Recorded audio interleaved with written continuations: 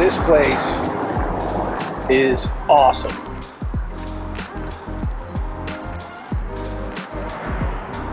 $450 for two, and you can eat for 2 hours.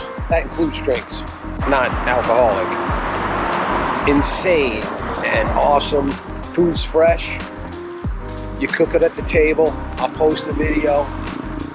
I'll see if I can get a better shot here of the place, but it's right on the main drag.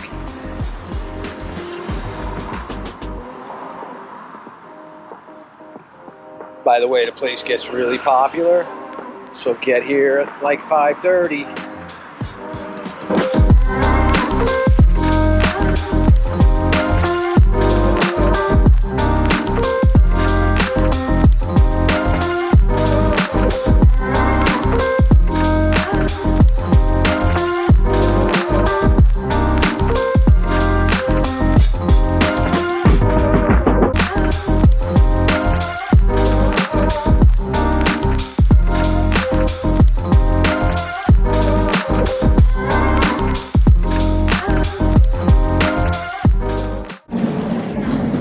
I gotta say that I have learned to do more with this little tiny Thailand napkin, which is ubiquitous in all restaurants. In fact, some even give you like half an hour. Like this is like toilet paper, and you got like one and all. I have really learned how to pull it off, I gotta say. Been an experience.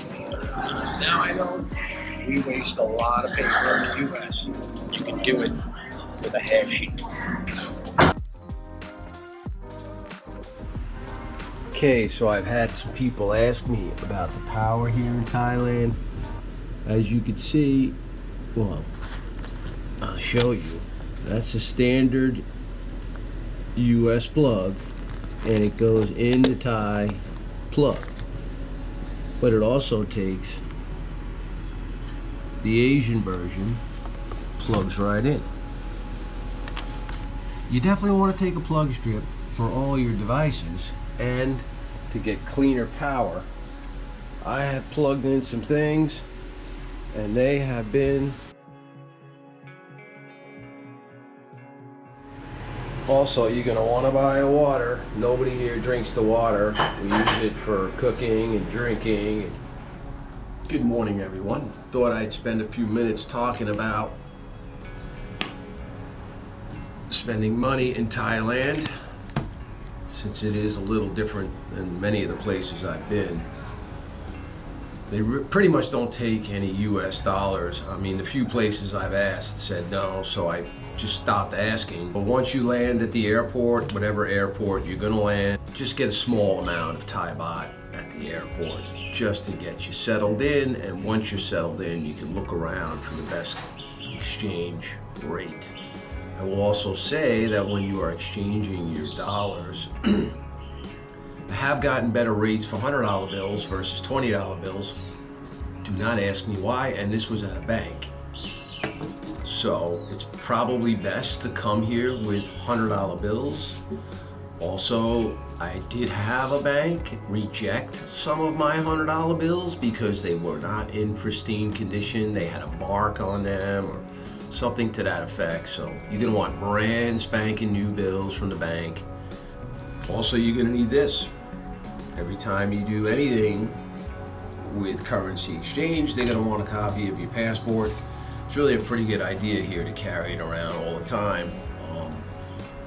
Obviously, there's gonna be some circumstances you're not gonna wanna do that, but I find myself having to whip out my passport like every single day, so pretty good idea to keep it handy.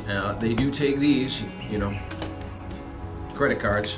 Yep, they have a tendency at many places though to charge a surcharge for credit card use, so you're going to want to watch that.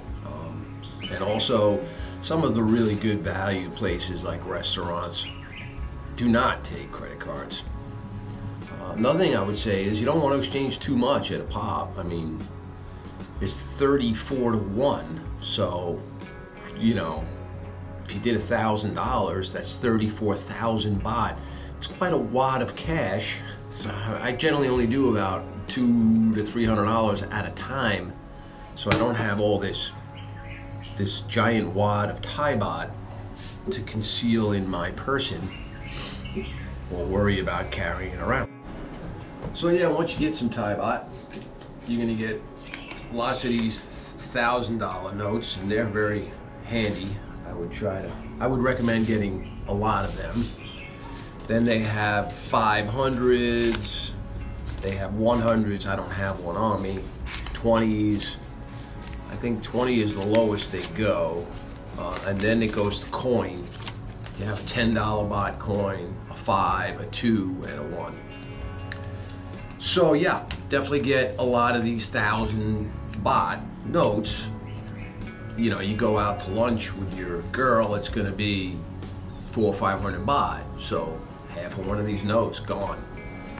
So generally, you know, in a day, you'll probably spend a couple of thousand baht, no problem. So the $1,000 baht notes make it easier, and you don't have to carry around a big wad of baht. Things I would mention is, you know, nowadays with the use of cell phones, which by the way, the cell service here is just awesome. There's like free Wi-Fi everywhere.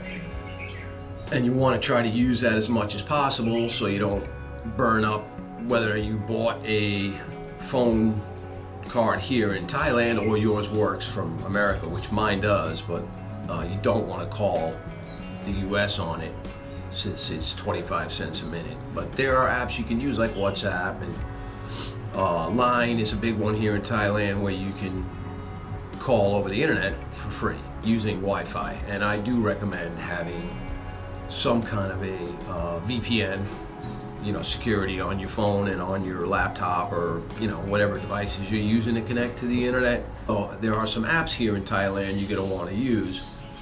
We rented a scooter. I have rented a car here as well. But you're going to find yourself wanting a taxi. Now you can just walk out on the street and, you know, hire a taxi or a motorbike. You know, scooters are cheaper than the taxis, and then in between the two are the tuk-tuks, the little, like, it's like a scooter with a, so those are your three options really.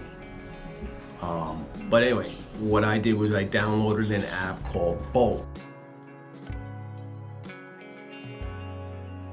Order a taxi from wherever you are to wherever you're going, and you can decide what you want. Well, you know, motorcycle, a van, a car, economy, a limousine, you know, whatever. And they have all the prices there, so you know what you're getting. My app's set up for cash. I'm not sure. You might be able to set that up with a credit card. But it's just really convenient, good to have in case you find yourself in a situation where you just want to get home, or easier to use the Bolt application since you know what you're getting. I have used it, and while I was waiting, had a taxi car pull up. They tried to they offered me a ride, but it was more money, and I showed them what Bolt was paying, and they matched the price. So it's a good way to keep everybody honest, and you understand really what the benchmark is for what you're doing, you know, what your ride should cost. Line's a good app for communicating. It's very big here in Thailand. Everybody uses it.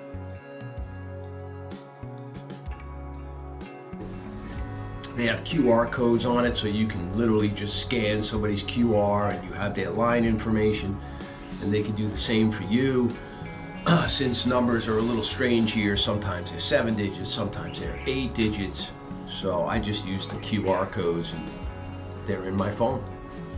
Speaking about QR codes, we went to this pizzeria restaurant, which I really need to post because it was just unreal. It was amazing, and a beautiful area too. It's kind of up in the mountains, like driving through a forest. It's just gorgeous. Anyway, at this restaurant, the only way you could order, give you a QR code, like almost like on a piece of receipt paper, and you scan that with your phone, and boom, up comes the menu. It has your table number, It knows who you are. You just select what you want on the web, on your web browser. You select whatever dishes you want, and when the food comes to your table, and even the bill comes through the app. You know how much you have to pay. Speaking of QR codes, I've created one for my YouTube page. There are apps that you can use that are free. Some want to charge ridiculous amounts of money, but trust me, there are many that are free. I used this app and created this QR code, so now somebody's interested in following me on YouTube, they could just, using their camera, scan that QR code, takes them right to my YouTube page. In this app, you can create QR codes for other things like your web page. I gotta believe you can create one, I guess, for your like contact information, personal information, or maybe you could create a web page with personal information. It's just really good when you're having a hard time communicating with somebody because of the language differences. They could just scan your QR code and they have your email address and, you know, whatever information you want to exchange. And you could set that up free of charge and just add these QR codes to your photo album. I guess you're probably going to want to name them, although this one I don't have to name because it shows the YouTube logo. I don't know, maybe you can do one with like a picture of your face and then that's your contact QR code. Another thing that I found very useful during my travels. I never leave home without it because there are so many things you can do here in Thailand with your cell phone, and the people here have embraced this technology, renting condos. Apparently people are posting them on these Travelocity like websites to rent, and they're not allowed to rent them. So you get there, it's already paid for, and you're not allowed inside the building. They're not letting you rent it. You know, you're standing there with your luggage. Not very happy.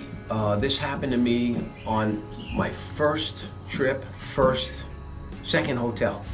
It was a condo. We thought we could just get a kitchen and cook and be like a married couple, and didn't work out. So after that, we had to just figure out our trip as we went, since we had booked that for, I think it was 2 weeks. I did get a refund from the booking agency. I guess they have a hard way of telling, you know, what's real, what's not. On this trip, I did the same thing. I went for a condo, only this time I used my American Airlines Advantage website to find the condo, and it worked. I found one, it existed, there was no problem. I was able to rent it, it was inexpensive, and you have all the creature comforts of home, a laundry room, gym, steam room, kitchen. Breakfast. Say hi, Pa. Hi. So nice to have a kitchen when traveling. I think it's a lot more enjoyable.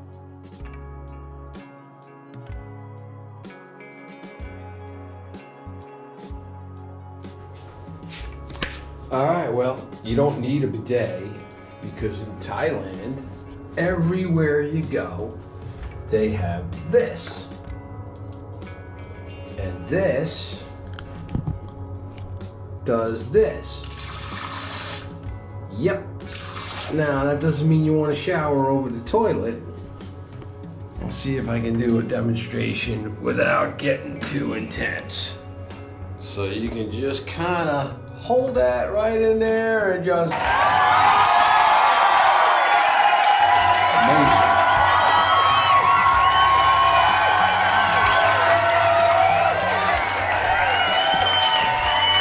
Genius. I'm telling you, absolute genius. If you're gonna stay here for a while, and it takes a while to get here, so it's a 26-hour flight each way. It's not the place you want to come for a week. 2 weeks, I would say, is minimum. And to be honest with you, I can't see doing it for less than 3. I try to come for the full 30-day visa.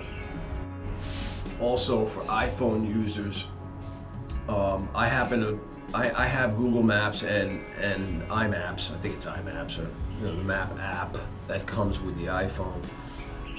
Definitely going to want to have both apps. I find that sometimes one is more conducive to doing what I want than the other, and a lot of times I'll have two different things I'm looking at, so I can keep both maps refreshed with whatever information I want. It just makes things a little bit more versatile, and I definitely use both maps, so it's good to have Google Maps and your iPhone map as well.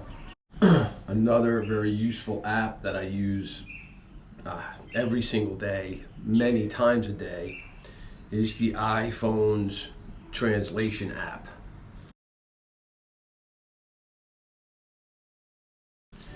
You are going to use this, and you can set it on a conversation where you could speak, then they could speak, and it converts it to Thai, English, back and forth.